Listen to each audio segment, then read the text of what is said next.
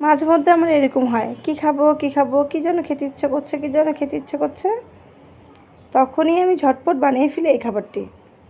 আসসালামু আলাইকুম, আমি সাবিনা আপনাদের জন্য নিয়ে আসলাম আরেকটি নতুন ঝটপট রেসিপি। আমি এখানে আগে থেকে ময়দা দিয়ে চাপটি করে নিয়েছি।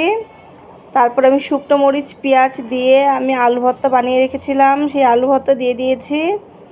আর শুকনো মরিচ দিয়ে আমি ডিমটা ভেজে নিয়েছি পেঁয়াজ মরিচ দিয়ে ভালো করে। আমি ঝাল খেতে প্রচণ্ড ভালোবাসি, তাই আমি ঝাল ঝাল করেই খাবো। আমি ডিম দিয়ে দিচ্ছি। আপনি এটা আলাদা আগে থেকেই কমপ্লিট করে নিতে পারেন, কিন্তু আমার হাতে সময় কম ছিল, তাই আমি চাপটির ওপরেই দিয়ে নিয়েছি। এখন আমি আরেকটু ডিম দেবো, দিয়ে টমেটো সস, ডিম আর আলু ভর্তা ভালো করে মিক্স করে নেব।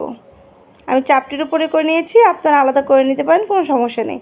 আমার ঘরে শসা ছিল না, তাই আমি শসা দিইনি। টমেটো শসা দিলে খেতে আরও বেশি ভালো লাগে।